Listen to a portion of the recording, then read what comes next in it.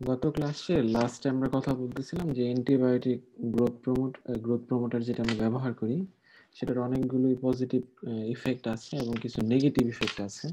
সেটা not only অ্যানিমেলের ক্ষেত্রে, সেটা হচ্ছে আমাদের হিউম্যানের ক্ষেত্রে। ঠিক আছে, অ্যানিমেলের যেহেতু প্রোডাক্টগুলো হিউম্যান খায়, সেজন্য হিউম্যানে সেই ইফেক্টগুলো আসে। এবং সেটার মধ্যে সবচেয়ে ইম্পর্টেন্ট বা ডেঞ্জারাস যে ইফেক্টের কথা আমরা বলেছিলাম সেটা ছিল এরকম সুপারবাগ।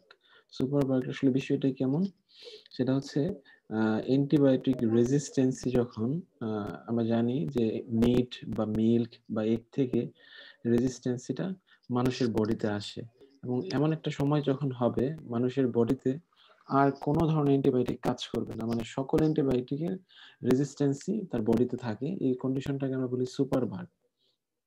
এই কন্ডিশনে ভার্চুয়ালি কোনো অ্যান্টিবায়োটিক কাজ করে না এবং হিউম্যান খুব সহজেই ডিজিজে আক্রান্ত হয়ে মারা যায়। ঠিক আছে, আচ্ছা, যদিও আমাদের কাছে মনে হতে পারে যে সুপার বাগ কন্ডিশনটা হয়তো খুবই আনকমন বা হয় না এরকম, কিন্তু এটা খুবই কমন হয়ে গেছে এখন। হ্যাঁ, দেখা যায় যে তুমি প্রায়শই শুনবা যে পেশেন্ট তার শরীরে কোনো অ্যান্টিবায়োটিক কাজ করতেছে না, অ্যাভেলেবল যতগুলো অ্যান্টিবায়োটিক আছে সবগুলোর এগেইনস্টে তার বডিতে রেজিস্ট্যান্সি আছে।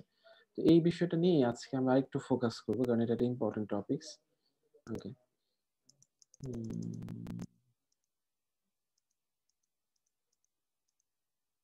আচ্ছা, তার আগে একটা বিষয় একটু বলে নিই। প্রথমে 3টা স্লাইড আমি তোমাদেরকে একটু কথা বলবো, জাস্ট কিছু ইনফরমেশন দেওয়ার জন্য। এটা আমাদের ফিড অ্যাডিটিভস এর সাথে রিলেটেড না, কিন্তু আমাদের নিউট্রিশনের সাথে রিলেটেড। দেখো, এখানে আমি 4টা স্ট্যাটিস্টিক্স দেওয়ার চেষ্টা করেছি। নিউট্রিশন সিকিউরিটি গ্লোবাল স্ট্যাটাস, পুরো পৃথিবীতে নিউট্রিশন সিকিউরিটির কন্ডিশনটা কেমন। 1 billion people, insufficient calories and nutrient. তার মানে পৃথিবীর টোটাল যা পপুলেশন আছে তার মধ্যে 1 বিলিয়ন লোক ইনসাফিসিয়েন্ট ক্যালোরিজ এবং নিউট্রিয়েন্টস পায়। ঠিক আছে, তার মানে কি তাদের নিউট্রিয়েন্টের ঘাটতি আছে এবং ক্যালোরিরও ঘাটতি আছে। ঠিক আছে, এই ধরনের বিষয়টাকে আমরা বলি কি হাঙ্গার বা স্টারভেশন। এই 1 বিলিয়ন লোকের কাছে কোনো ফুড নাই, ফুড না থাকা মানে হচ্ছে কি তার কাছে ক্যালোরি নাই, নিউট্রিয়েন্টস নাই। ঠিক আছে, তো সেকেন্ড ক্লাসিফিকেশনে দেখো আমরা বলছি 2 billion people have sufficient calories. Sufficient calorie বলতে আমরা মিন করতেছি তাদের কাছে সাফিসিয়েন্ট ফুড আছে বাট ইনসাফিসিয়েন্ট নিউট্রিয়েন্টস। তার মানে ফুড আছে সাফিসিয়েন্ট কিন্তু নিউট্রিয়েন্ট সাফিসিয়েন্ট না। তার মানে এই প্রথম যেটাকে আমরা বলছিলাম হাঙ্গার কেস বা স্টারভেশন কেস, দ্বিতীয়টা কিন্তু বিষয়টা তা না। 2 বিলিয়ন লোক যারা, তারা কিন্তু ফুড পাচ্ছে কিন্তু নিউট্রিশন, তাদের প্রপার নিউট্রিশন পাচ্ছে না। এই সেকেন্ড কেসটাকে আমরা বলি হাঙ্গার, সাইলেন্ট হাঙ্গার। প্রথমটাকে বলি আমরা হাঙ্গার বা স্টারভেশন, সেকেন্ডটাকে বলি আমরা সাইলেন্ট হাঙ্গার অথবা সাইলেন্ট স্টারভেশন।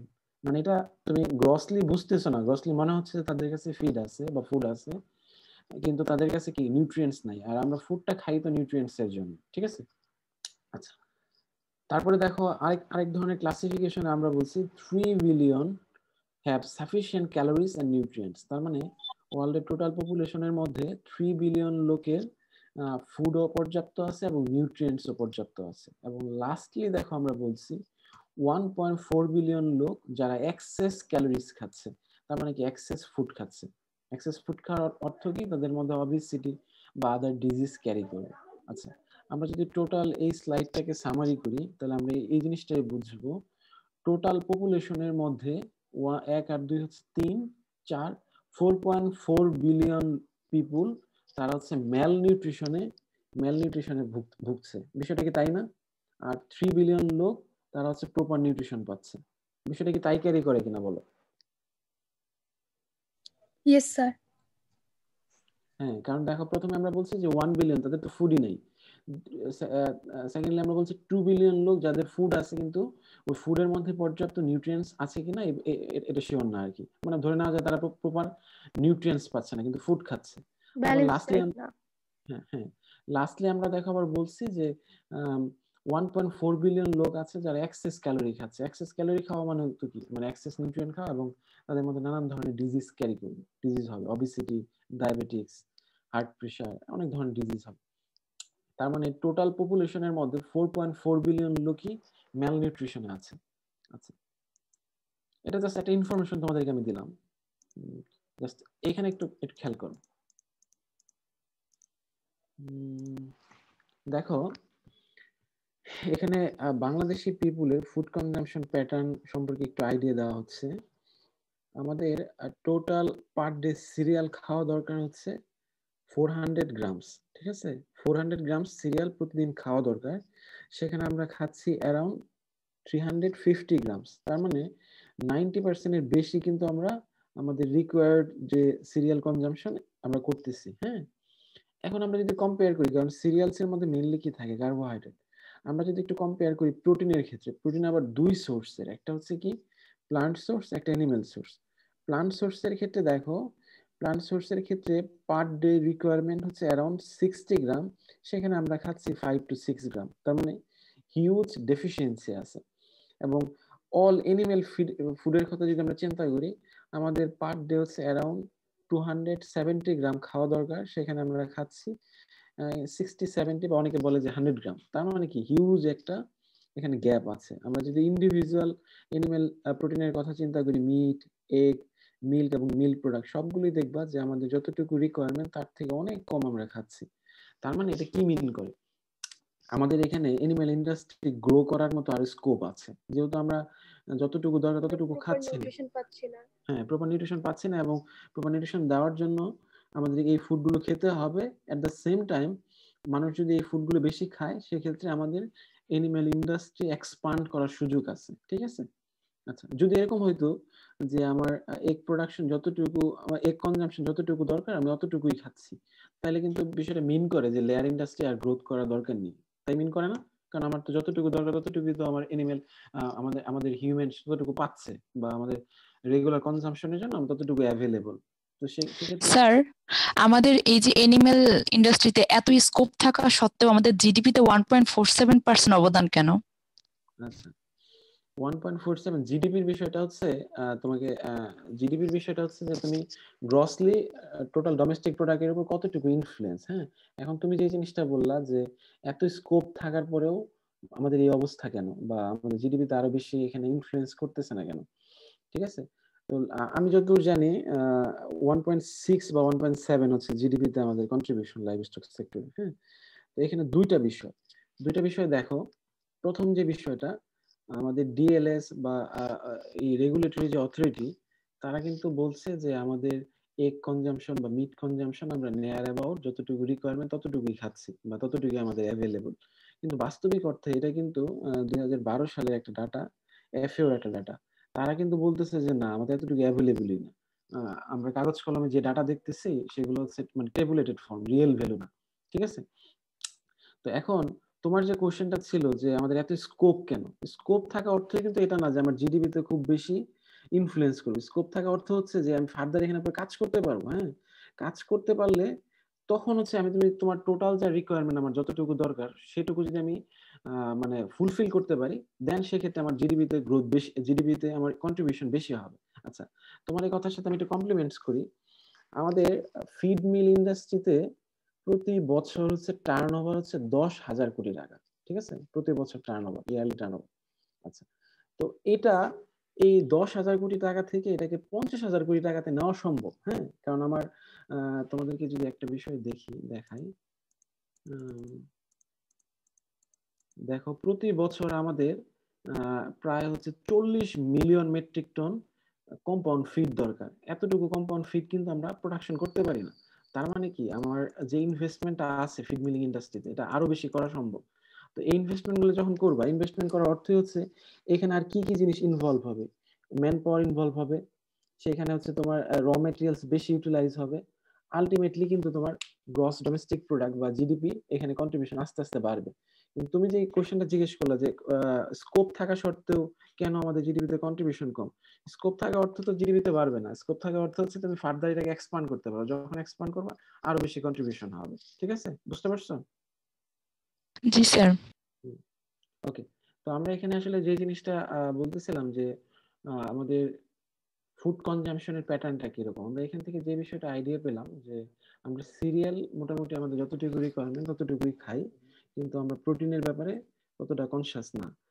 আমরা যদি এনিমেল প্রোটিনের কথা বলি, সেক্ষেত্রে আমরা সাফিসিয়েন্ট এমন এনিমেল প্রোটিন খাচ্ছি না।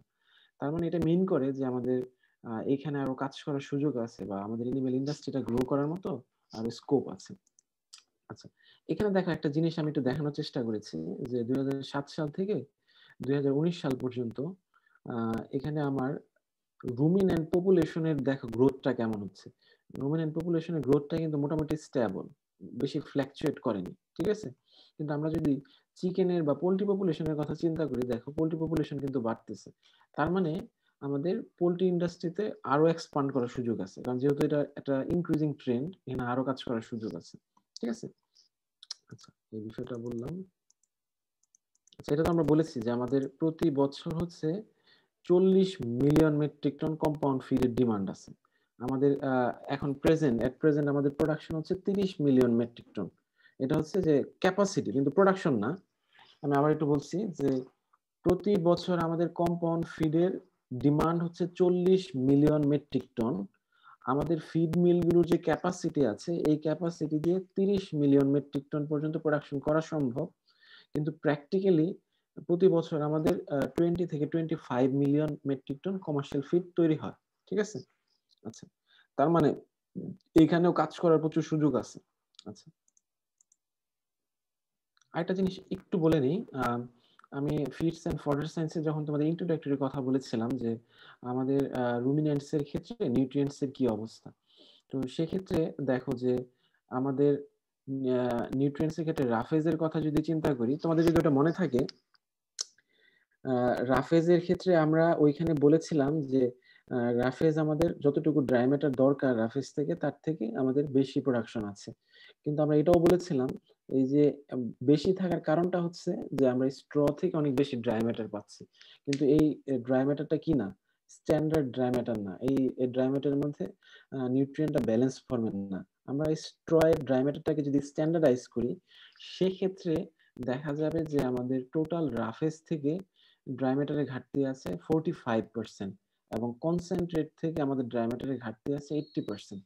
তার মানে এখানে আমি যে জিনিসটা মিন করা ট্রাই করছিলাম, প্রথমে আমরা বললাম যে আমাদের এনিমেলের প্রোটিন বা এনিমেলে আমাদের ফুড কনজাম্পশন, যেখানে আমাদের এনিমেল প্রোটিন আমরা পর্যাপ্ত খাচ্ছি না। তো এখানে যদি আমাদের একটু আমরা কনসাস বিল্ড করতে পারি, মানুষ যদি বেশি পরিমাণে এনিমেল প্রোডাক্ট খায়, সেক্ষেত্রে আমাদের কি হবে, আমাদের এনিমেল ইন্ডাস্ট্রিতে কাজ করার মতো সুযোগ আছে। হ্যাঁ, সেকেন্ড লাইনে বললাম যে আমাদের ফিড ইন্ডাস্ট্রিতে কিন্তু এখনো মানে তোমার কি বলে ডেফিসিয়েন্সি আছে, তার মানে ফিড ইন্ডাস্ট্রিতে আরো এক্সপান্ড করার সুযোগ আছে। থার্ডলি আমরা বললাম আমরা যদি ফিড ইন্ডাস্ট্রির কথা চিন্তা না করি, আমরা যদি গ্রসলি রাফেজ কনসেন্ট্রেটের কথা চিন্তা করি, তো সেক্ষেত্রে আমরা দেখছি যে এখানে ড্রাই ম্যাটারের পর্যাপ্ত ঘাটতি আছে। আমরা ড্রাই ম্যাটার ফুলফিল করে ফার্দার আমরা নিউট্রিয়েন্টের কথা চিন্তা করি, ঠিক আছে। তার মানে এখানে এই বিষয়টা এটাই মিন করে যে আমাদের এনিম্যাল ইন্ডাস্ট্রিটাকে যদি আমরা সাস্টেইনেবল ওয়েতে রান করাতে চাই এবং প্রফিটেবল করতে চাই, সেই ক্ষেত্রে আমাদেরকে ফার্স্টলি আমাদের ফোকাস দিতে হবে ফিডের অ্যাভেলেবিলিটির উপরে। ফিড অ্যাভেলেবিলিটি বাড়াতে হবে, ঠিক আছে। আচ্ছা, ফিড অ্যাভেলেবিলিটি আমরা কিভাবে বাড়াতে পারি? আমরা ফিড অ্যাভেলেবিলিটি বাড়াতে পারি থ্রু ফডার কাল্টিভেশন। আমরা থ্রু হচ্ছে তোমার লো কোয়ালিটি রাফেজের কোয়ালিটি ইমপ্রুভমেন্ট, আমাদের যে অ্যাভেলেবল আনকনভেনশনাল ফিড রিসোর্সেস আছে সেগুলোকে আমরা ইউটিলাইজেশন করা। আমরা কিভাবে করতে পারি? আমরা কনসেন্ট্রেট বাইরে থেকে ইম্পোর্ট করে নিয়ে আসতে পারি। আমরা কনসেন্ট্রেট যেগুলো আছে সেগুলো কোয়ালিটি আরো ইমপ্রুভ করতে পারি থ্রু ট্রিটমেন্ট। আমরা হচ্ছে যে তোমার আনকনভেনশনাল যে কনসেন্ট্রেট গুলো আছে এগুলোকে ফিড ইনক্লুশন করতে পারি। আমরা এইভাবে কি করতে পারি? ফিডের অ্যাভেলেবিলিটি বাড়াতে পারি। আমরা আরো একটা কাজ করতে পারি। আমরা জানি যে আমাদের ফিড গুলোতে তোমার নিউট্রিয়েন্টের ঘাটতি আছে। তো সেক্ষেত্রে আমরা তোমাদের ফিড অ্যাডিটিভস অথবা সাপ্লিমেন্টস অ্যাড করতে পারি। কেন? কারণ আমরা জানি ফিডে আমরা আমাদের এনিমেল যতটুকু ফিড থেকে যতটুকু নিউট্রিয়েন্ট পাচ্ছে সেটা তার জন্য সাফিসিয়েন্ট না। তো এই সাফিসিয়েন্ট নিউট্রিয়েন্ট সাপ্লাই করার জন্য আমরা কি করতে পারি? আমরা তাকে সাপ্লিমেন্টস অথবা অ্যাডিটিভস দিতে পারি। তো সাপ্লিমেন্টস এবং অ্যাডিটিভস এর মধ্যে একটু পার্থক্য আছে। অ্যাডিটিভসটা হচ্ছে ওই ধরনের কম্পোনেন্টস যেটা তোমাকে ডিরেক্টলি নিউট্রিয়েন্টস দিবে না, কিন্তু ফিডের মধ্যে যে নিউট্রিয়েন্টস গুলো আছে সেটার অ্যাভেলেবিলিটিকে বাড়িয়ে দেবে, সেটাকে আমরা বলি অ্যাডিটিভস। তাহলে সাপ্লিমেন্টস কি? সাপ্লিমেন্টসটা হচ্ছে তুমি ডিরেক্টলি নিউট্রিয়েন্ট সাপ্লাই করবা অ্যাজ এ কনসেন্ট্রেট ফর্ম। আমি আরেকটু সহজ করে বলি। তুমি মনে করো তুমি একটা ফিড তৈরি করেছো ব্রয়লারের স্টার্টার। হ্যাঁ, ব্রয়লারের স্টার্টার একটা ফিড তৈরি করেছো। তো এই ফিডটাতে তুমি হিসাব নিকেশ করে দেখলা যে লাস্টে তোমার কিছু প্রোটিন শর্ট পড়েছে, সিপি শর্ট পড়েছে। তো এখন তুমি এমন একটা ইনগ্রিডিয়েন্টস দিতে চাচ্ছ যে ইনগ্রিডিয়েন্টসটা বেসিক্যালি সিপির জন্যই তৈরি করা। হ্যাঁ, সেটা কি হতে পারে? Protein concentrate. প্রোটিন কনসেন্ট্রেট যদি তুমি ফিডে অ্যাড করো তাহলে কি তুমি সিপির ডিমান্ড যতটুকু দরকার ছিল সেটাকে ফুলফিল করতে পারবা। অথবা তুমি layer layer layer layer layer তৈরি করতেছো, মানে লেয়ারের লেইং ফেজের খাবার তৈরি করছো। তো সেই ক্ষেত্রে তোমার ক্যালসিয়ামের দরকার হচ্ছে 3.5%। তো এখন 3.5% ক্যালসিয়াম কিন্তু তুমি ফিড দিয়ে বা ইনগ্রেডিয়েন্টস দিয়ে এটাকে মিট আপ করা অনেক সময় টাফ হয়ে যায়। ঠিক আছে, ক্যালসিয়াম 3.5%, এটা অনেক সময় টাফ। ঠিক আছে, সেক্ষেত্রে আমরা কি করতে পারি? তোমার মিনারেল সাপ্লিমেন্টস ব্যবহার করতে পারি, লাইমস্টোন ব্যবহার করতে পারি, ডিসিপি ব্যবহার করতে পারি, এমসিপি ব্যবহার করতে পারি। এগুলো আমরা কথা বলবো। ঠিক আছে, আমরা ব্যবহার করতে পারি ওয়েস্টার সেল। ঠিক আছে, তো কারণ এই জিনিসগুলোর মধ্যে কি আছে? ক্যালসিয়াম বেশি আছে। ক্যালসিয়াম বেশি দিয়ে আমরা এটাকে ব্যালেন্স করতে চাই। তার মানে আমরা যদি খুবই গ্রসলি বলি, ফিড অ্যাডিটিভস এবং ফিড সাপ্লিমেন্টস এর মধ্যে বেসিক পার্থক্যটা হচ্ছে যে ফিড অ্যাডিটিভস হচ্ছে তোমাকে ডিরেক্টলি কোনো নিউট্রিয়েন্টস দিবে না। ফিডের মধ্যে অ্যাভেলেবল যে নিউট্রিয়েন্টস আছে সেটার অ্যাভেলেবিলিটি, ডাইজেস্টিবিলিটি এবং কোয়ালিটি আরো ইমপ্রুভ করবে। অ্যাট দ্য সেম টাইম আমরা যদি চিন্তা করি ফিড সাপ্লিমেন্টস হচ্ছে ডিরেক্টলি ফিডের মধ্যে নিউট্রিয়েন্টস দিবে। তো ফিড সাপ্লিমেন্টসটা আমরা কখন ইউজ করি? ফিডে কোনো স্পেসিফিক নিউট্রিয়েন্টস ঘাটতি পড়লে আমরা ফিড সাপ্লিমেন্টস দিয়ে সেটাকে মিট আপ করি। এবং ফিড অ্যাডিটিভসটা আমরা কখন ব্যবহার করি? আমরা জানি যে ফিডের মধ্যে নিউট্রিয়েন্টস আছে কিন্তু সবগুলো অ্যাভেলেবল ফর্মে না। এই অ্যাভেলেবল ফর্মে নিয়ে আসার জন্য আমরা ফিড অ্যাডিটিভস ব্যবহার করি। আচ্ছা আচ্ছা, আমরা আজকে বলছিলাম যে আমরা কথা বলবো গত ক্লাসের কন্টিনিউশন, অ্যান্টিবায়োটিক গ্রোথ প্রমোটার। আমরা বলেছি যে অ্যান্টিবায়োটিক গ্রোথ প্রমোটার বাংলাদেশে খুবই কমন এবং বহুল ব্যবহৃত একটা ফিড অ্যাডিটিভস। ফার্মার এটা অনেক বেশি ইউজ করতে চায় কারণ এটা তোমার অ্যানিমেলের ক্ষেত্রে গ্রোথ বা আদার পারফরমেন্স, ইকোনমিক সব বিষয় চিন্তা করলে এটা তাদের কাছে ইফেক্টিভ মনে হয়। তো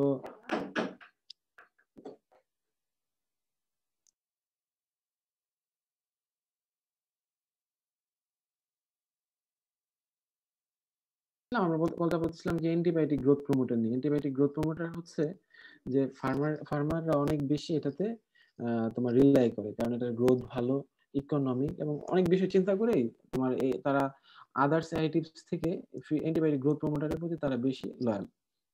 আচ্ছা দেখো, যে অ্যান্টিবায়োটিক গ্রোথ প্রমোটারের হিস্ট্রিটা খুব পুরাতন। 1940 সাল থেকে এটা ব্যবহার শুরু হয়েছে। 1951 সালে ইউএস এর FDA, food and drug administration, এবং 1960 সালের দিকে, 60 দশকের দিকে ইউরোপিয়ান ইউনিয়ন সেটাকে কি করেছে? অ্যান্টিবায়োটিক্সটাকে অ্যানিমাল অ্যাডিটিভস হিসেবে ব্যবহারের অনুমোদন দিয়েছে। দেখো এখানে কিন্তু একটা স্পেশাল প্রভিশন আছে, without veterinary prescription. Veterinary prescription বলতে আমরা এটা মিন করছি অ্যান্টিবায়োটিক এখন নিষিদ্ধ, কিন্তু তার অর্থ এটা না যে অ্যান্টিবায়োটিক তুমি অ্যানিমেলের ডিজিজ হবে তুমি অ্যান্টিবায়োটিক দিতে পারবে না, এরকম না। কি হিসেবে ব্যবহার করা যাবে না? ফিড অ্যাডিটিভস হিসেবে ব্যবহার করা যাবে না। ঠিক আছে, কিন্তু 1960 সালের দিকে ইউরোপিয়ান ইউনিয়ন এবং 1951 সালে food and drug administration USA, তারা কিন্তু বলছে যে ভেটেরিনারি প্রেসক্রিপশন ছাড়াও অ্যান্টিবায়োটিক্সটাকে অ্যানিমেল অ্যাডিটিভস হিসেবে ব্যবহার করা যেতে পারে। ঠিক আছে, তো ফার্দার তারা স্টাডি করে দেখলো যে রেজিস্ট্যান্সি গ্রো করছে, মানুষ রেসিজুয়াল পিরিয়ড মেনটেন করছে না, অনেক বিষয় এগুলোর কারণে 2006 সালের দিকে ইউরোপিয়ান ইউনিয়ন কি করলো? এটাকে ব্যান করে দিল। ইউরোপের কোনো দেশে অ্যান্টিবায়োটিক গ্রোথ প্রমোটার ব্যবহার করা নিষিদ্ধ, আইনগত দণ্ডনীয়। ঠিক আছে, তো বাংলাদেশে আসলে বিষয়টা তাই হয়েছে। 2013 সালের দিকে গভর্নমেন্ট একটা অ্যাক্ট জারি করলো, অ্যানিম্যাল ফিড অ্যাক্ট 2013। এই ফিড অ্যাক্টের মধ্যে গভর্নমেন্ট বলল যে কোনো ধরনের অ্যান্টিবায়োটিক গ্রোথ প্রমোটার অ্যানিমেলের ফিডে ব্যবহার করা যাবে না। ঠিক আছে, কিন্তু স্টিল না আমরা দেখছি যে আসলে বিভিন্ন ফর্মে, শুধু ডিরেক্টলি এই ফর্মে না যে গ্রোথ প্রমোটার, অন্য ফর্মে ফার্মা এটাকে ব্যবহার করে। অনেক সময় এরকম হয় যে থেরাপিউটিক অ্যান্টিবায়োটিক এটাও তারা লো ডোজে ব্যবহার করে, কিসের জন্য? গ্রোথ প্রমোশনের জন্য। ঠিক আছে, তার মানে এই 2013 সালের অ্যাক্টের পরেও আমরা এখনো অ্যান্টিবায়োটিক গ্রোথ প্রমোটারের ব্যবহারটা বাংলাদেশে বন্ধ করতে পারিনি। দেখো এখানে একটা জিনিস দেখানোর চেষ্টা করা হয়েছে, ওয়ার্ল্ড হেলথ অর্গানাইজেশন তারা একটা অ্যান্টিবায়োটিক রেজিস্ট্যান্সের কারণ যাচাই করতে গিয়ে 6টা মেজর কারণকে তারা ডিসকভার করেছে যে এই 6টা কারণে মানুষের মধ্যে অ্যান্টিবায়োটিকের রেজিস্ট্যান্সি গ্রো করছে, ঠিক আছে? তার মধ্যে 3 নাম্বার কারণেই তারা দেখো বলেছে over use of antibiotics in livestock and fish farming. তার মানে আমরা যে এই যে লাইভস্টক এবং ফিশ ফার্মিং এর জন্য ফিডের মধ্যে এক্সেস অ্যামাউন্ট এবং ইনডিসক্রিমিনেট অ্যামাউন্টের অ্যান্টিবায়োটিক ব্যবহার করি, এটার কনসিকোয়েন্সটা হচ্ছে কিরকম?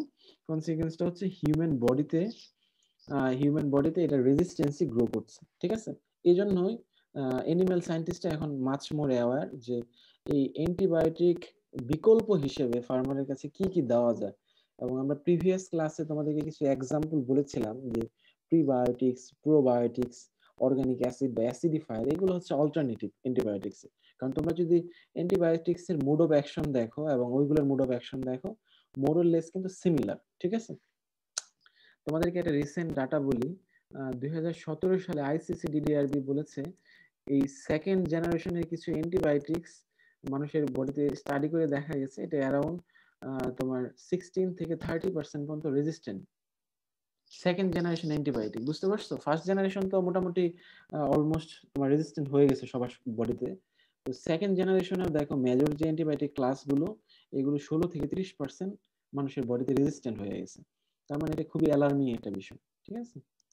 আচ্ছা, দেখো আমরা একটু আগে যে বিষয়টা নিয়ে কথা বলছিলাম যে অ্যান্টিবায়োটিক্স এর তাহলে অল্টারনেটিভ গুলো কি কি হতে পারে। সেটা হতে পারে প্রোবায়োটিক্স, তোমরা জানো প্রোবায়োটিক্স বিষয়টা কি। সেটা হতে পারে প্রিবায়োটিক্স, সেটা হতে পারে অর্গানিক অ্যাসিড, অর্গানিক অ্যাসিডটাকে আমরা অন্য ভাষায় বলি অ্যাসিডিফায়ার, হ্যাঁ। সেটা হতে পারে এনজাইম, এনজাইম নিয়ে আমরা এখনো কথা বলিনি, আমরা বলবো। সেটা হতে পারে তোমার হাইপার ইমিউনোগ্লোবিন, ইমিউনোগ্লোবিন ওয়াই, এটা নিয়ে আমরা কথা বলিনি, বলবো। এটাকে আমরা গ্রসলি বলি ইমিউন মডুলেটর, ঠিক আছে? এটা নিয়ে আমরা কথা বলবো। তারপর হচ্ছে অ্যান্টি মাইক্রোবিয়াল পেপটাইড, এটা নিয়ে আমরা কথা বলিনি, বলবো, ঠিক আছে? আচ্ছা, এখানে একটা বিষয় দেখো, আমরা যতগুলো কম্পোনেন্টস এর কথা বলেছি, probiotics, prebiotics, organic acid, enzyme, bacteriophage বা ক্লে, হাইপার ইমিউনোগ্লোবিন বা ইমিউনোমডুলেটর অথবা অ্যান্টিমাইক্রোবিয়াল পেপটাইড, এই সবগুলোই মোরলেস হচ্ছে তোমার বায়োটেকনোলজিক্যাল টুল বা এটার প্রোডাকশনের কোনো না কোনো স্টেজে আমরা কি করি, বায়োটেকনোলজিক্যাল অ্যাপ্রোচকে আমরা অ্যাপ্রোচের হেল্প নিই, except phytogenic feed additives. Phytogenic feed additives কি? ফাইটোজেনিক ফিড অ্যাডিটিভসটা হচ্ছে যে প্লান্ট সোর্স থেকে প্লান্টের মধ্যে যে স্পেশাল কিছু ফিচার থাকে, কিছু স্পেশাল প্লান্টের মধ্যে, এই ফিচারটাকে আমরা ব্যবহার করব। তাহলে এটা নাম ফাইটোজেনিক হলো কেন? ফাইটো মিন হচ্ছে তোমার প্লান্ট, হ্যাঁ। ফাইটো মিন হচ্ছে প্লান্ট, এবং জেনেসিস মানে হচ্ছে আমরা প্লান্ট থেকে স্পেশাল কোনো নিউট্রিয়েন্টস আমরা নিব, সেটা আমরা কিসে ব্যবহার করব? অ্যানিমেলের গ্রোথে ব্যবহার করব, যেটা কার্যক্রমটা অবশ্যই অ্যান্টিবায়োটিক্স এর থেকে আরো ভালো হওয়া লাগবে। বুঝতে পারছো? আচ্ছা, আমার কথা কি বুঝতেছো? জি স্যার। আচ্ছা, জাস্ট আ মিনিট।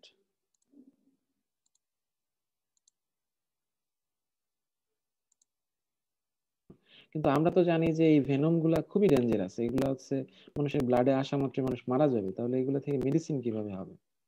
স্যার ওটাকে হচ্ছে অ্যান্টি ভেনম কিভাবে তৈরি করা যায় ওটাকে আমরা ইউজ করতে পারি স্যার। হুম, আচ্ছা, ঠিক আছে, থ্যাংক ইউ। 40 আছো? 040?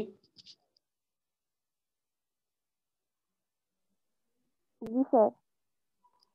আচ্ছা, হ্যাঁ, তুমি একটু বলো তো যে আমাদের যখন জ্বর হয় বা হচ্ছে আমরা যখন একটু বডি টেম্পারেচারটা হাই ফিল করি, তখন আমরা প্যারাসিটামল খাই। তো সেটা সর্বোচ্চ হচ্ছে কিরকম? 500 মিলিগ্রাম।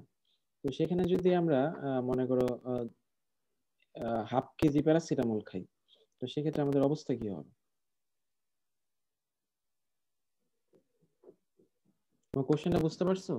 যে আমাদের বডি টেম্পারেচার একটু রাইজ করলে সেক্ষেত্রে আমরা কি করি, যে প্যারাসিটামল 500 মিলিগ্রাম আমরা একটা প্যারাসিটামল খেয়ে ফেলি। কিন্তু মনে করো কেউ বেশি করে 500 মিলিগ্রামের জায়গায় ধরে নাও যে আমরা ধরে নিলাম যে 20 গ্রাম সে প্যারাসিটামল খেয়ে নিল, তাহলে তার অবস্থা কি হবে? ভালো হয়ে যাবে না তাড়াতাড়ি? না স্যার, এটা একটা মানে ডেইলি প্রত্যেক দিনের একটা নির্দিষ্ট মাত্রা আছে, এটা অনুযায়ী খেতে হবে। আচ্ছা, তার মানে তুমি বলতে চাচ্ছো যে বেশি পরিমাণ খেলে তার মানে নেগেটিভ ইফেক্ট আছে। আচ্ছা, এই জি স্যার। কথাগুলো কেন বললাম? আচ্ছা, আমি তোমাদের কথাগুলো আনসার দিব, সবগুলোর আনসার দিব। আমরা ইন্টিমিডেশনাল ফ্যাক্টর আমরা ডিটেইলস বলেছিলাম না, একটা চ্যাপ্টার ছিল ইন্টিমিডেশনাল ফ্যাক্টর, এখানে প্রত্যেকটা অ্যান্টিনিউট্রিয়েন্টস নিয়ে আমরা ডিটেইলস কথা বলেছিলাম না? আচ্ছা তোমাদের কি মনে আছে ট্যানিন নামে একটা অ্যান্টিনিউট্রিশনাল ফ্যাক্টর আমরা কথা বলেছিলাম, ট্যানিন মনে আছে? জি স্যার। হ্যাঁ। যাও, হ্যাঁ তোমার 40, থ্যাংক ইউ তোমাকে সাপ্লিমেন্টস করার জন্য। এখানে আমি জাস্ট আ মিনিট। 69 মিজান শুনতে পাচ্ছ আমাকে? জি স্যার। আচ্ছা একটু বলো তো যে ট্যানিন যে অ্যান্টিনিউট্রিশনাল ফ্যাক্টর, এটা রুমিনেন্টসের ক্ষেত্রে কেমন ইফেক্ট করে বা কি ইফেক্ট করে? আমি তোমাকে একটু হেল্প করবো। জি স্যার। রুমিনেন্টসের ক্ষেত্রে প্রোটিনের সাথে ট্যানিন প্রোটিন কমপ্লেক্স তৈরি করে রুমেনের মধ্যে। তো এই কমপ্লেক্স তৈরি করলে আলটিমেটলি আসলে কি হয়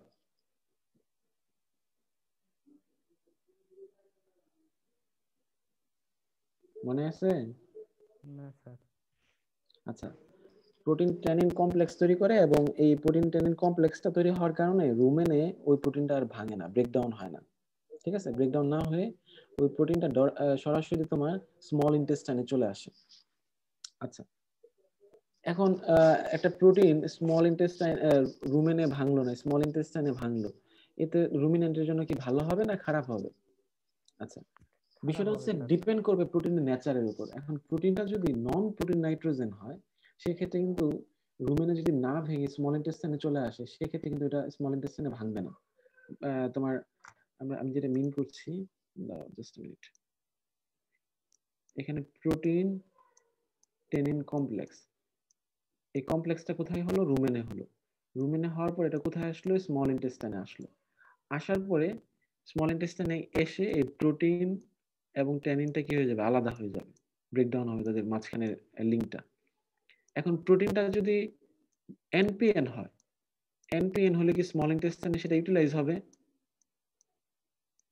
না স্যার। আচ্ছা, আর যদি এটা ট্রু প্রোটিন হয় বা খুবই গুড কোয়ালিটি প্রোটিন হয় তাহলে স্যার স্মল ইন্টেস্টাইনে হবে এবং সেটা অ্যানিমেলের জন্য লাভজনক হবে, হাই ইল্ডিং অ্যানিমেলের জন্য।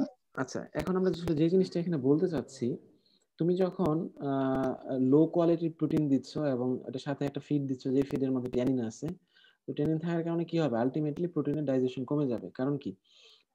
ট্যানিনের একটা কাজ হচ্ছে কি প্রোটিনের সাথে সে কমপ্লেক্স ফর্ম করে এবং এটাকে কমপ্লেক্স, সেই কমপ্লেক্সটা রুমেনে ভাঙতে পারে না, সেটা ডিরেক্টলি চলে আসে কোথায়? স্মল ইন্টেস্টাইনে। তো এখন বিষয়টা যদি এরকম হয় যে তোমার উদ্দেশ্যই হচ্ছে তুমি কিছু ভালো কোয়ালিটির প্রোটিন অ্যানিমেলকে সাপ্লাই করবা এবং সেটাকে তুমি রুমেনে ভাঙতে দিবা না, কারণ রুমেনে তুমি যত ভালো কোয়ালিটির প্রোটিনই দাও সে কিন্তু রুমেন মাইক্রোবস কি করবে? সেই প্রোটিন থেকে প্রথমে অ্যামোনিয়া তৈরি করবে।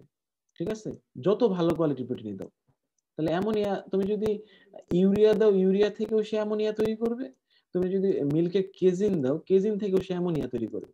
তার মানে কি? তার কাছে প্রোটিন কোয়ালিটির কোনো ভ্যালু নাই। বুঝতে পারছো? আচ্ছা, কিন্তু এখন তোমার এনিমেল হচ্ছে হাই ইল্ডিং, খুবই বেশি মিল্ক প্রোডাকশন দিচ্ছে, তো এর জন্য তো তোমার অনেক বেশি প্রোটিন, হাই কোয়ালিটি প্রোটিন দরকার। কিন্তু প্রোটিন তো তুমি যদি দাও, প্রোটিন দিলে তো এটা রুমেনে আসা মাত্র ভেঙে এটা কি হয়ে যাবে? অ্যামোনিয়া হয়ে যাবে। যার কারণে কি হবে? এনিমেলের ব্লাডের মধ্যে অ্যামাইনো অ্যাসিড দরকার ভালো অ্যামাউন্টের, কিন্তু এই অ্যামাইনো অ্যাসিড ভালো অ্যামাউন্টে যাবে না, কারণ তুমি যাই দাও সেটাই হচ্ছে অ্যামোনিয়া হয়ে যাবে। অ্যামোনিয়া হয়ে মাইক্রোবস তার যতটুকু দরকার ততটুকুই সে প্রোডাকশন করবে ফার্দার। কিন্তু এখন আমার এনিমেল যেহেতু বেশি প্রোডাক্টিভ, আমাকে কিছু ভালো কোয়ালিটির প্রোটিন দিতে হবে। তো এই প্রোটিনগুলো আমি যদি ডিরেক্টলি কোনো প্রিকশন ছাড়া এনিমেলকে দিয়ে দেই, এটা রুমেনে গিয়ে ভেঙে আমার হচ্ছে অ্যামোনিয়া তৈরি হয়ে যাবে। তার মানে আমরা চাচ্ছি রুমেনে যাতে না ভাঙুক। ঠিক আছে, তো রুমেনে না ভাঙার জন্য আমাদের একটা অস্ত্র কি হইতে পারে বলো তো? স্যার বাইপাস প্রোটিন, যেটা হচ্ছে একটা কমপ্লেক্স। না না, বাইপাস প্রোটিনটা একটা মানে মেথড যেটা রুমেনে ভাঙবে না। কিন্তু আমি বলছিলাম যে এখন তুমি মিল্কের কেজিন যদি ডিরেক্টলি এনিমেলকে দাও, সেক্ষেত্রে কেজিন তো তোমার ভেঙে অ্যামোনিয়া হয়ে যাবে। তাহলে তুমি কি করতে পারো যেটার মাধ্যমে, আচ্ছা জাস্ট এ মিনিট, আমি একটা ফোন রিসিভ করব। এই কেজিনটাকে তুমি ডিরেক্টলি এনিমেলকে দিতে পারবে না, দিলে কি হবে? সেটা রুমেনে গিয়ে ভেঙে যাবে। আচ্ছা, তো এখন তুমি কিভাবে দিবা? আমরা আবার একটা জিনিস জানলাম যে টেনিন, এই টেনিনের সাথে যদি আমরা আগে থেকেই আমরা ট্রু প্রোটিনের একটা কমপ্লেক্স তৈরি করে দিতে পারি, তাহলে এটা কিন্তু রুমেনে ভাঙবে না। ঠিক আছে, রুমেনে না ভেঙে কি হবে, ডিরেক্টলি স্মল ইন্টেস্টাইনে চলে আসবে। তার মানে তখন আবার আমরা এই প্রোটিনটাকে কি বলবো, বাইপাস প্রোটিন, যেটা রুমেনে ভাঙে না। ঠিক আছে, আচ্ছা। আবার এর আগে আমরা যখন এন্টিনিউট্রিশনাল ফ্যাক্টর তোমাদেরকে বলেছিলাম, তখন কিন্তু আমরা মানে অনেক ডিটেলস বলেছিলাম যে এন্টিনিউট্রিশনাল ফ্যাক্টর অনেক খারাপ, এটা অ্যানিমেলের পারফরমেন্স হ্যাম্পার করে, অ্যানিমেলের অনেক সময় ডেথের কারণ হয়, এরকম বলছিলাম না? তো এটা খুবই খারাপ, আসলেই খারাপ। কিন্তু এই খারাপ বিষয়টাকে আমরা লিমিটেড অ্যামাউন্ট ব্যবহার করে অনেক সময় ভালো ইফেক্ট নিয়ে আসতে পারি। ঠিক আছে, যেমনটা ওই যে আমরা প্রথমেই বলছিলাম স্নেক ভেনম, এটা খুবই ডেঞ্জারাস, এটা একটা সার্টেন লেভেলে তোমার ব্লাডে চলে আসলে তুমি মারা যেতে পারো। ঠিক আছে, কিন্তু এই স্নেক ভেনম কিন্তু খুব সামান্য অ্যামাউন্ট ব্যবহার করে অনেক মানে হাই প্রাইজের অনেক মেডিসিন তৈরি করা হয়, ক্যান্সারের অনেক অনেক মানে ক্যান্সারের অনেক দামি অনেক ওষুধ তৈরি করা হয়। বুঝতে পারছো, খুবই অল্প অ্যামাউন্টে বা একটা মাইনিউট অ্যামাউন্ট ব্যবহার করে। এন্টিনিউট্রিশনাল ফ্যাক্টরটাও ঠিক তেমন, এটা একটা সার্টেন লেভেলের পরে গেলে এনিমেলের জন্য ডেট্রিমেন্টাল ইফেক্ট থাকে। কিন্তু এই হিউজ অ্যামাউন্ট এন্টিনিউট্রিশনাল ফ্যাক্টরের মধ্যে কিছু কিছু এন্টিনিউট্রিশনাল ফ্যাক্টর যেটা আমরা কি হিসেবে ব্যবহার করি, আমরা পজিটিভলি ব্যবহার করি এনিমেলের গ্রোথ এবং পারফরমেন্স বাড়ানোর জন্য। ঠিক আছে, বুঝতে পারছো আমার কথা? জি স্যার। স্যার ওকে,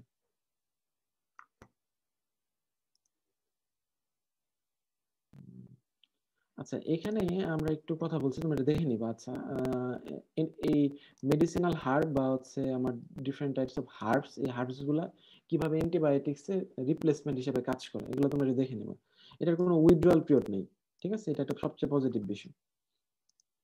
আচ্ছা, অ্যান্টিবায়োটিক্স এর mode of action, mode of action তো আমরা গত ক্লাসে কথা বলেছিলাম, কিভাবে কাজ করে অ্যান্টিবায়োটিক্স। অ্যান্টিবায়োটিক্স কিভাবে গ্রোথ পারফরমেন্সে হেল্প করে এটা দেখে নেবা একটু, ওভারঅল কিভাবে কাজ করে, ফিসিসে কি করে, স্মল ইন্টেস্টাইনে কি করে, লার্জ ইন্টেস্টাইনে কি করে। হ্যাঁ, সহজ বিষয়। আচ্ছা, এখন দেখো একটা বিষয়, এখানে একটু মনোযোগ দিয়ে খেয়াল করো। একটা মেডিসিনাল হার্বস বা হার্বস তুমি অ্যানিমেলকে সাপ্লিমেন্টস করেছো, হার্বস তুমি অ্যানিমেলকে সাপ্লিমেন্টস করেছো, এই হার্বস এর মধ্যে এন্টিনিউট্রিশনাল ফ্যাক্টর আছে। ঠিক আছে, এবং তোমার টার্গেটেড এন্টিনিউট্রিশনাল ফ্যাক্টর থাকতে হবে। বিষয়টা এরকম না যে তুমি জানোই না ওই হার্বস এর মধ্যে কোন এন্টিনিউট্রিশনাল ফ্যাক্টর আছে এবং কত প্রপোর্শন আছে, এটা জানো না, তাহলে কিন্তু তুমি সেটা থেকে ভালো কোনো রেজাল্ট নিয়ে আসতে পারবে না। তোমাকে কি করতে হবে, জানতে হবে।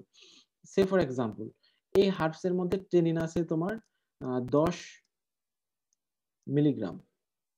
ঠিক আছে, তো 10 মিলিগ্রাম, তুমি জানো কি যে এই অ্যানিমেলকে তুমি 5 মিলিগ্রামের কম যদি প্রতিদিন আমি সাপ্লিমেন্টস করতে পারি, তাহলে কি হবে, কোনো ডেট্রিমেন্টাল ইফেক্ট আসবে না। তার মানে কি, তোমাকে অতটুকু হার্বসিতে সাপ্লিমেন্ট করতে হবে যাতে টেনিনের লেভেল 5 মিলিগ্রামের উপরে না উঠে। হ্যাঁ, আচ্ছা। এই যে হার্বস গুলোর মধ্যে ইন্টারন্যাশনাল ফ্যাক্টর একটা নির্দিষ্ট অ্যামাউন্টে ব্যবহার করার ক্ষেত্রে কি কি লাভ হয়, লাভ হয় দেখো, অনেক সময় আমরা এনিমেলের ব্লাডের টি কোলেস্টেরল বা কোলেস্টেরল লেভেলকে আমরা কমিয়ে নিয়ে আসতে পারি। কোলেস্টেরল লেভেলের কাজ কি, তোমার এই হার্ট, তোমার ওই যে ভেইন গুলো যে থাকে, এই ভেইন গুলোর মধ্যে ব্লকেজ সৃষ্টি করে। হ্যাঁ, আবার হচ্ছে হায়ার এইচডিএল, এইচডিএল মানে কি, হাই ডেনসিটি লাইপোপ্রোটিন। আচ্ছা, এই লাইপোপ্রোটিনের কাজটা কি, কাজটা হচ্ছে যে কোনো ব্লকেজ থাকলে এই ব্লকেজটাকে সে খুলে দিতে সাহায্য করে। ঠিক আছে, মিল্কের ফ্যাটি অ্যাসিড প্যাটার্নকে এনরিচ করে। আমরা জানি যে ওমেগা 3 এবং ওমেগা 6 এই দুটো ফ্যাটি অ্যাসিড কি আমাদের ব্রেনের জন্য খুবই এসেনশিয়াল। আচ্ছা, এই ধরনের হার্বস ব্যবহার করলে এই মিল্কের ফ্যাটি অ্যাসিডের প্যাটার্ন চেঞ্জ হয় এবং ওমেগা 3 এবং ওমেগা 6 এর রেশিও বেড়ে যায়। আচ্ছা, সবচেয়ে ইম্পর্টেন্ট যে বিষয়টা, এই ধরনের হার্বস ব্যবহার করলে তোমার হচ্ছে প্রোপিওনিক অ্যাসিড, প্রোপিওনিক, আমি আবার বলছি, প্রোপিওনিক অ্যাসিডের প্রোডাকশন বেড়ে যায়। আমরা জানি যে রুমেনের মধ্যে ফার্মেন্টেশন হয়ে 3টা মেজর ক্লাসের ভোলাটাইল ফ্যাটি অ্যাসিড প্রোডাকশন করে। তার মধ্যে একটা হচ্ছে অ্যাসিটিক অ্যাসিড, সেকেন্ড হচ্ছে প্রোপিওনিক অ্যাসিড, থার্ড হচ্ছে বিউটারিক অ্যাসিড। আচ্ছা, আমি বলছি এই ধরনের হার্বস ব্যবহার করলে রুমিনেন্স অ্যানিমেলের প্রোপিওনিক অ্যাসিডের প্রোডাকশন বেড়ে যায়। আচ্ছা, প্রোপিওনিক অ্যাসিডের প্রোডাকশন বেড়ে যাওয়ার অর্থই হচ্ছে, তোমরা রুমিনেন্ট নিউট্রিশনে দেখেছো যে প্রোপিওনিক অ্যাসিড প্রোডাকশন হতে তোমার 8টা হাইড্রোজেন আয়ন দরকার হয়। ঠিক আছে, এবং এই রুমেনের মধ্যে এই হাইড্রোজেন আয়নের ঘাটতি আছে। ঘাটতি আছে কেন, প্রোপিওনিক অ্যাসিড হাইড্রোজেন আয়ন ব্যবহার করতে চায়, অ্যাসিটিক অ্যাসিড বিউটারিক অ্যাসিড ব্যবহার করতে চায়, আবার মিথেনোজেনিক ব্যাকটেরিয়া হচ্ছে হাইড্রোজেন আয়নকে ব্যবহার করতে চায়। তো যখন প্রোপিওনিক অ্যাসিড প্রোডাকশন বেশি হবে, তার মানে এটা মিন করবে যে হাইড্রোজেন আয়নের ব্যবহারটা তোমার সর্বোচ্চ ব্যবহার হয়েছে কিসের জন্য? প্রোপিওনিক অ্যাসিড প্রোডাকশনের জন্য। আচ্ছা, এটা দ্বারা আমরা এটা বলতে পারি, যেহেতু প্রোপিওনিক অ্যাসিডের প্রোডাকশন বেড়ে যাবে, কন্টেম্পোরারিলি কি হবে? মিথেনের প্রোডাকশন কমে যাবে। কেন কমে যাবে? প্রোপিওনিক অ্যাসিড প্রোডাকশন হওয়ার জন্য বেশি হাইড্রোজেন ব্যবহার হয়ে গেছে, তাহলে মিথেনোজেনিক ব্যাকটেরিয়া মিথেন প্রোডাকশন করার জন্য হাইড্রোজেন আয়ন পাবে না। ঠিক আছে?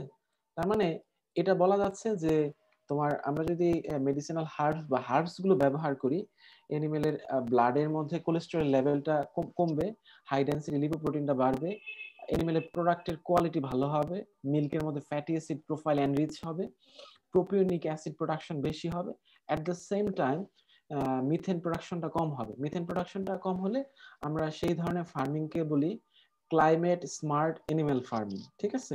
আচ্ছা, আজকে ক্লাসটা আমি এখানে একটু শেষ করতে চাচ্ছি, বুঝছো? আমাদের একটা প্রোগ্রাম আছে আজকে। কারো কোনো কোশ্চেন থাকলে একটু দ্রুত জিজ্ঞেস করো আমাকে।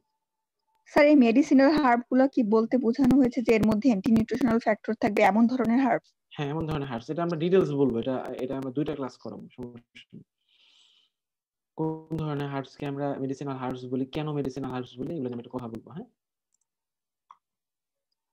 আর কারো কোনো কোশ্চেন? হ্যাঁ বলো, শুনছি। ব্যাকটেরিওস্ট্যাটিক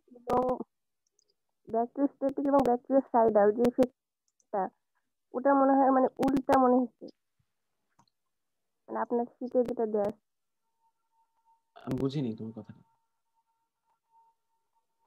ব্যাকটেরিওসাইডাল ইফেক্ট যেটা, সেটা একটু কনফিউশন।